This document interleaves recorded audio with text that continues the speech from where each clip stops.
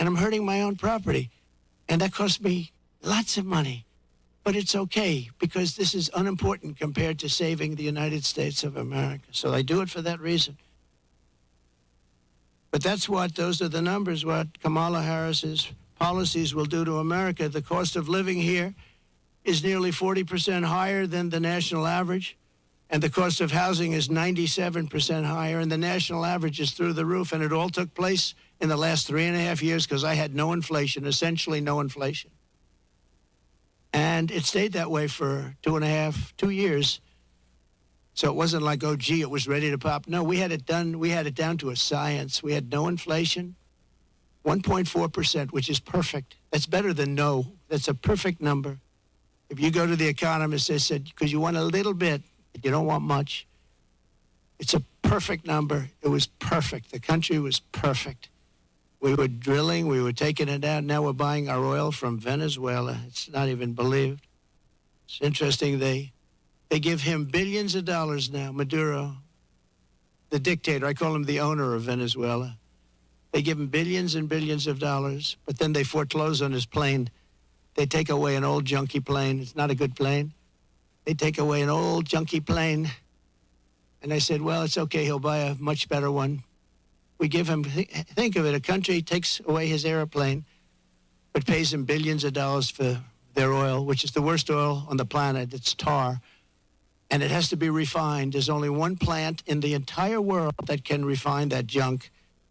And you know where it's located? In Houston, Texas, for the environmentalists. So Houston, Texas is refining tar, and that stuff is going up into the air. But it's the only place in the whole world that can refine that very bad stuff. The state is rapidly going busted with a record $68 billion budget deficit last year, $68 billion deficit for a state.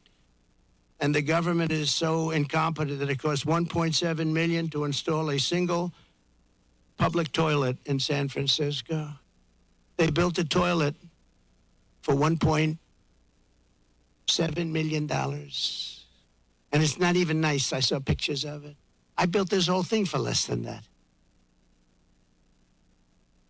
Unsurprisingly, more Americans are now leaving California than any other state in the union, and over 500 companies have left since 2020. It hurts me to say it. Look, I have this unbelievably valuable asset, and here I am knocking the hell. I'm sitting here thinking, and I know this, I've known it for every time I speak badly of New York. We have a very bad attorney general there. She's a political hack who got elected saying, I will get Trump, I will get Trump, I will get him, Letitia James. And they had a phony case where they value a house that's worth $1 billion to $1.5 billion at $18 million. The judge was corrupt. And she's corrupt, very corrupt person. It's a political hack. And then we have the other cases that they're all headed up by the White House. They sent their people in, one person in particular, but they sent their people in to head up the cases in the state. They sent their people in from the DOJ in Washington, highest officials, to go to Letitia James, work there, get that started, and then go to the DA in Manhattan. But I think the appellate courts are going to see what's happening. I really do. I believe in that. But it's hurting New York because businesses are moving out of New York because of it. They used a consumer fraud statute, which has never been used before for this, to get me in New York. And I had no jury. You can't have a jury. You're not entitled to a jury. Nobody's ever seen anything like it. But I'm sure, I feel sure that the appellate courts will come in and defend, because otherwise our country is finished. Thing like that can happen. And no company wants to move into New York because of it. Very, very bad for New York. In the face of this crisis, the Kamala Harris Democrats in Sacramento, they're in Sacramento and all over the place, just passed a bill that I think the governor's rejecting. I hope he rejects, but I think he was given a lot of pressure. $150,000 home loans for only illegal aliens. But the fact that it even passed, I would imagine he'd reject it if he hasn't already done so. They also passed a law that allows state authorities to take children from their parents if they don't, quote, affirm their child's gender identity. When Kamala Harris said the values that she has have never changed, I really think that was probably the only true statement that she made. They've stayed true, and you look at what they are. They're the same as what they were 5 years ago, 10 years ago. They want to confiscate your guns. They want to take your guns away. They're going to take your guns away if I'm not elected. Anybody that owns a gun, if you vote for them, you're crazy. Any Jewish person that votes for Kamala is crazy. She wouldn't go to see the Prime Minister of Israel in Congress. Think of that, because she had a sorority party, which she considered to be more important. It's a big deal when a Prime Minister comes to Congress and speaks, and she doesn't want to go because she's at a sorority party. But that wasn't really the reason. The really reason is that she hates Israel. And I say that Israel will not exist in 2 years from now if she's elected president. And she'll be very happy if that happened. Israel will not mark me down. You know, they have a hat, and I didn't put it. They say, you know, Trump was right about everything. I've been right about everything. So I end on that, and I just want to say that I'm going to hopefully be elected. Polls have gone way up since the debate. I'm going to be reelected and come in for a second time. We did, as I said, much better the second time than we did the first, but some bad things happened. But we're doing it now, and more importantly, I'm looking to the future. We're going to make our country bigger, better, greater than ever before. We're going to turn it around. We're going to get rid of the criminals that have been allowed to come into our country and prey upon our citizens, their children. We're going to get them out. And it's an honor that you're here. If you'd like to take some questions. No?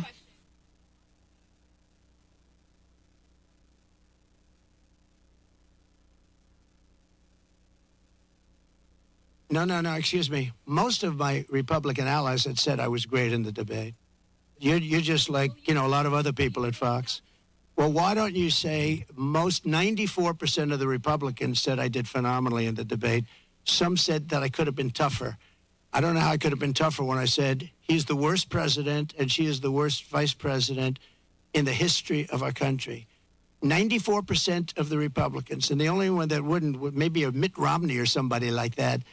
But we've gotten great praise for the debate, and based on the polls, like Rasmussen being up 6 today, the first poll out, based on the polls, obviously, I did well in the debate. Also, based on the debate polls, where I sometimes had, in one case, 92% win. So, you know, look, you come from Fox. You shouldn't play the same game as everybody else.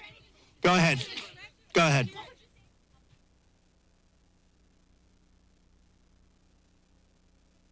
Well, I don't know what they would say. Laura's been a supporter of mine, just like a lot of people are supporters, and she's been a supporter of mine. She speaks very positively of the campaign. I'm not sure why you asked that question, but Laura is a supporter. I don't control Laura. Laura has to say what she wants. She's a free spirit. Well, I don't know. I mean, look, I can't tell Laura what to do. Laura's a supporter. I have a lot of supporters. But I don't know what exactly you're referring to. That's okay. Yeah, please. I just don't know. Laura's a supporter. I don't know. She is a strong person. She's got strong opinions, and I don't know what she said, but that's not up to me. She's a supporter. Please. Okay, a lot of people do. It's a very big plane.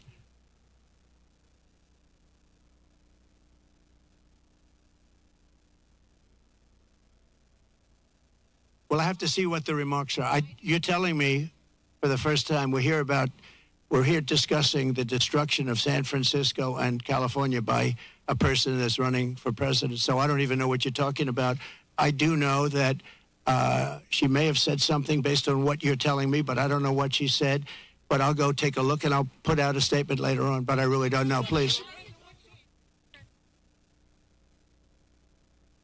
Yes. Well, we could, and maybe we'll do that. Where are you from? That's good. Very good. They're doing a very good job. Yeah, that's very good. No, I will, maybe Springfield, maybe Aurora, maybe both. We'll go there. I can say this. We will do large deportations from Springfield, Ohio. Large deportations. We're going to get these people out. We're bringing them back to Venezuela. You know, he told Biden he's not accepting anybody back. They moved all their criminals. Not all of them, but the rest are moving in now. They emptied their jails in Venezuela, emptied their criminals, emptied the nests. They call them nests of bad people. They're all now in the United States, and they're now taking over cities. It's like an invasion from within. And we're going to have the largest deportation in the history of our country. And we're going to start with Springfield and Aurora. Okay?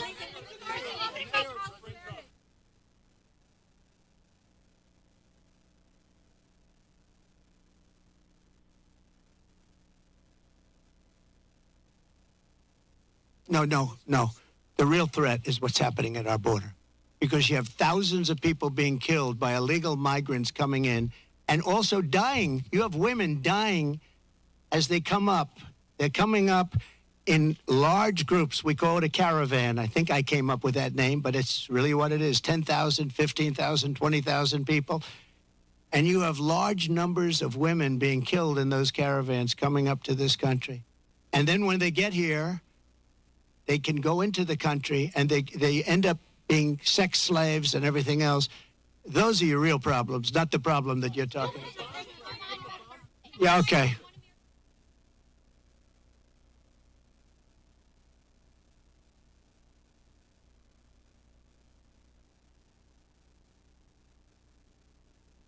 Well, if you go to the people of California, they don't want to have sanctuary cities anymore. They're tired of sanctuary cities. Sanctuary cities are really blocks that protect bad people from deportation and other problems. And they're going to do it. And our federal government has tremendous power. But we're not going to let states, even like California, even though I know it's largely a sanctuary state, essentially, but we're not going to let that happen to the people of California. They want these people out. They're just as scared as everybody else. The people of Ohio are scared. The people of Colorado, you have a governor there who's very weak. He doesn't know what to do. And he doesn't want to talk about it. A lot of it, as per your question, they don't want to talk about what's happening. They say it's so bad for the city. Let's not go public. Let's live with it for a little while. Maybe it'll go away. It's not going to go away. It's going to get worse. It's going to get so bad. You know what we're experiencing now is they're just getting settled in. There's 21 million people that have come in. They're just getting settled in. It's going to get much worse. It's going to get worse at a level like nobody's ever seen before. Go ahead.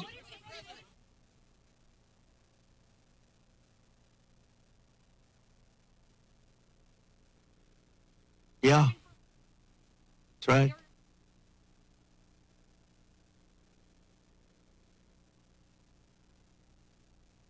By lowering taxes and regulations. And what they're doing is they're seeing that every time it looks like Kamala's doing well, companies want to leave. Stock markets go down. The stock market, there's a great gentleman, Scott Bessent, who is one of the top Wall Street people. He said the market's only up because they all think that Trump is going to get elected. We had a great stock market. Even with COVID, we ended up handing over a market that was higher than previous to COVID or the China virus coming in.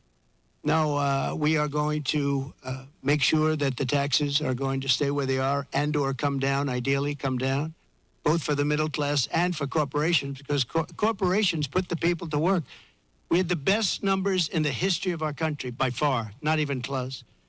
And there are companies leaving because they cannot stand what's happening right now to our country.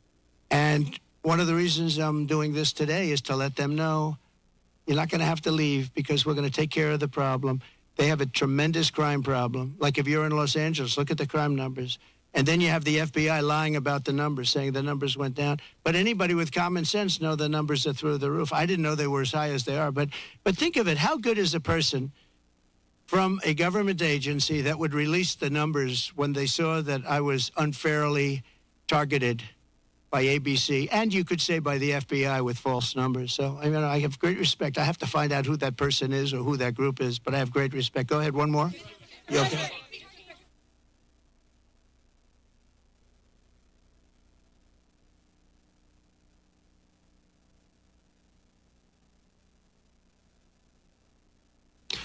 I'll be able to make phone calls and solve most of the problems. I may actually have to meet a couple of times. But, you know, Viktor Orban, and you've heard me say this, but it wasn't long ago, he said the only way you're going to solve the world problem is Trump has to be president again. And I don't say it. I didn't say it. I sort of would be embarrassed to say it. But he said everybody was afraid of Trump. He said China was afraid, Russia was afraid, North Korea was afraid. Everybody was afraid. We had no wars. We defeated ISIS in 4 weeks, and they said it was going to take 5 years, right? The generals in Washington. I went there and met a great general and some great people, and I said, go to it. And he took them out in 4 weeks, 100% of the ISIS caliphate. I flew there. I flew to Iraq, to the field, and they took them out in a very short period of time, short order. We have a great military, but, you know, a great military needs a leader. If you don't have leaders, then you end up with Afghanistan, the worst withdrawal from a country in the history. Look, I've gotten to know great people. I went to Arlington at their request, and I stood, and I was with them for hours, and I stood with them. They did a ceremony, and then they asked me if I'd go down to the graves of their children. They called them their children, that they always will be their children. And there were tears all over, as there should be. And they said, sir, could you take pictures with me by the grave of my son, in one case a daughter? And I said, I'd love to. And I took pictures with them for a while, and then I left, and that was it. And I got home, and I got a call from the people in the campaign. Sir, the Biden people are saying that you did this for publicity. If people knew how hard it was to get there, because I was coming from a location that was very far away, and yet they were having the ceremony, and I really felt, you know, I had them up to Bedminster, most of the family members, and I got to know them. They're great people. Their sons and daughter, just as though Kamala shot them with a pistol in her hand or his hand, they were killed by Biden and Kamala. They were killed. They should have never left from that airfield. They should have left for Bagram. We should have never given up Bagram. Bagram now is controlled by China. The reason we shouldn't have given it up was not because of Afghanistan. The reason we shouldn't have given it up, 1 hour away from where China makes its nuclear weapons, and I wasn't giving it up. We were getting out quickly and effectively. I'm the one that got the numbers down to less than 5,000 soldiers. But I would have never left unless they fulfill their obligations under an agreement. I had a wonderful agreement, but the agreement said you have to do this, this, this. They didn't do 3 of the first 5 things, so therefore they would have done it. Abdul was the leader, and he wouldn't have done it, and he would have never done that to us. And just in finishing up with that, and I appreciate the question, actually, but in finishing up with that, for 18 months, spoke to Abdul over the phone. For 18 months, not one American soldier was shot or killed. Not one American soldier was even shot at. Abdul understood. Don't do it. I said, don't do it, Abdul. Don't do it. And for 18 months, not one soldier was even shot at. And that's the way it's supposed to be, right? And then they had that horrible situation with the 13 dead, leaving billions of dollars of equipment behind. And leaving a lot of Americans behind, a lot of Americans. And you know what else? Leaving a lot of soldiers badly wounded. Nobody ever talks about them, but I do.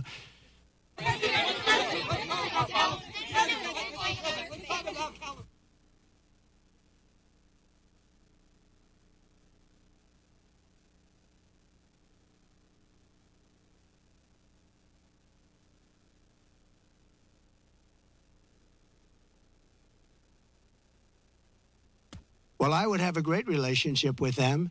And what you have to do is start all over again. You cannot have these policies of high taxation. You can't have these policies of politics where you go after your politicians. You have to have an honest voting system because, you know, you don't have an honest voting system. They send